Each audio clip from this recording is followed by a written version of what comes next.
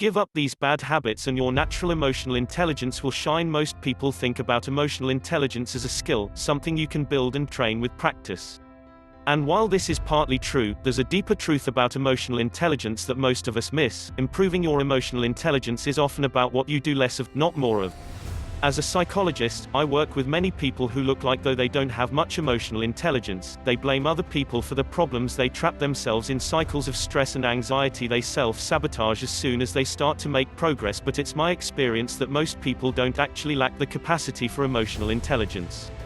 In fact, I think most people already have a high degree of emotional intelligence. Unfortunately, many people are held back from using their innate emotional intelligence by a collection of bad habits that get in the way. If you'd like to improve your emotional intelligence, learn to identify these habits in your own life and work to eliminate them. I think you'll find that your natural emotional intelligence is not far behind. 1. Criticizing others. Criticizing others is often an unconscious defense mechanism aimed at alleviating our own insecurities. We're all critical sometimes. And it's not necessarily a bad thing. To think carefully and critically about the world around us is a vital skill. It helps us navigate the world and our relationships in an objective way. But too much criticism, especially the habit of being critical of others, can lead to the opposite of objectivity. It can make us narrow-minded and blind, especially to ourselves. One of the reasons it's so easy to slip into habitually criticizing others is that it makes us feel good. When you point out to yourself that someone else is dumb, you're also implying that you're smart. And that feels good. When you criticize someone else for being naive, what you're really doing is telling yourself that you're sophisticated. And that feels good. When you silently chuckle to yourself about how terrible someone's fashion sense is, you're telling yourself how refined your own taste is. And that feels good. Helpful criticism is about making the world better. Unhelpful criticism is about making yourself feel better.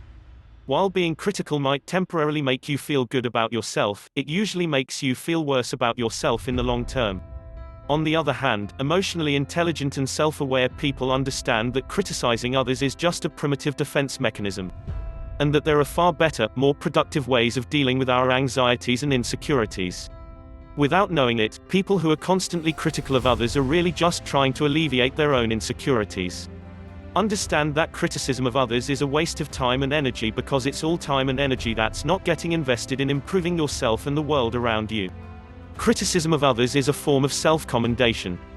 We think we make the picture hang straight on our wall by telling our neighbors that all his pictures are crooked. Fulton J. Sheen 2. Worrying about the future. Worrying about the future means living in denial about the fundamentally uncertain nature of life. As human beings, we crave order and certainty. And for good reason. Our ancestors who were better at making their lives a little less uncertain probably survived longer than those who didn't. We're biologically motivated to reduce uncertainty. But there's a big difference between taking reasonable steps to reduce uncertainty and being so terrified by it that we delude ourselves into believing we can eliminate it altogether. And that's what chronic worriers do.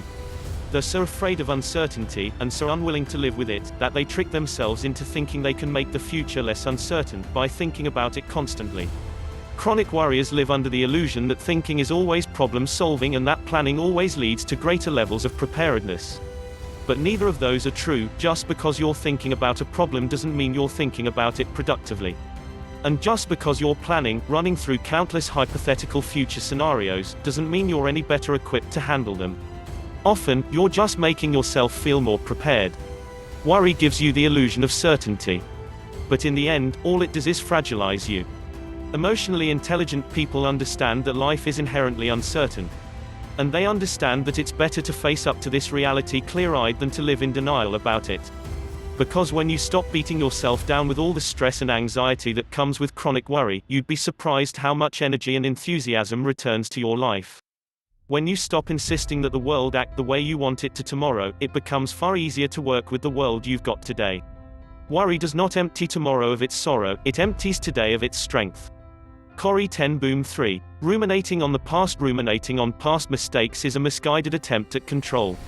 Just like we humans crave order and certainty, we also crave control. We're obsessed with the idea that, with enough effort and perseverance, we can do or achieve anything. Of course, most people who get stuck ruminating endlessly on past mistakes and failures don't actually believe that they can change the past. Instead, ruminating about the past gives them the illusion of control, however fleeting and temporary. When you've done something bad or made a mistake in the past, you naturally feel guilt and regret. Chronic ruminators develop the unconscious habit of constantly replaying past mistakes because it briefly gives them a feeling of control. And feeling in control helps distract from feeling helpless, which is what we really are when it comes to past mistakes. In reality, no amount of rumination or analysis of your past mistakes will change what happened. Which means helplessness and powerlessness are inevitable. This is a hard fact of life that emotionally intelligent people not only understand, but accept. If you want to move on with your life instead of staying stuck in the past, you must accept the past for what it is, including feeling helpless. You must give up the choice to endlessly revisit it, no matter how much it distracts you from your real pain, the pain of helplessness. When in doubt, take action in the present instead of dwelling on the past. Do something useful, right now, no matter how small, and resist the temptation to replay yet another scene from your past. Don't give up control over your future by pretending you can control the past. To think too much is a disease. Fyodor Dostoevsky 4. Maintaining unrealistic expectations. Unrealistic expectations are a misguided attempt to control other people. Just like ruminating is an attempt to control the past and how we feel about it, maintaining unrealistic expectations is usually a subtle attempt to control other people. Of course, most people with unrealistic expectations don't see it that way. You probably see your expectations of other people as a good thing. Having high expectations for people encourages them to grow and mature and become their best self. Maybe, but this is still a subtle form of control. You have an idea for what another person in your life should be or do or accomplish, and your expectation is your way of trying to make it happen. But what does it mean, exactly, to maintain an unrealistic expectation? Simply put, it means you spend time crafting stories in your head about what other people should do. And when they inevitably fail to live up to those standards, you reflexively compare reality to those expectations and feel frustrated and disappointed. And how do you respond to this frustration and disappointment? By creating even stronger and more elaborate expectations, because it makes you feel good and in control. Look, of course you care about the people in your life and want the best for them. And it pains you to see them hurting or struggling or suffering.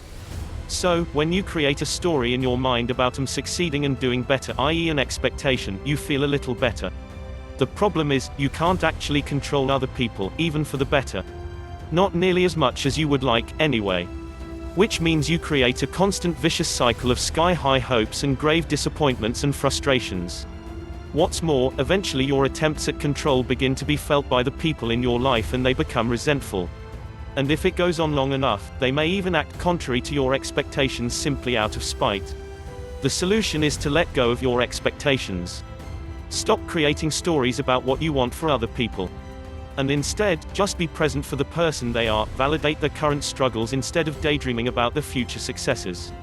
Set real boundaries on their behavior instead of wishing for perfection. Meet them where they are instead of where you want them to be. Hang on to your hopes but let go of your expectations.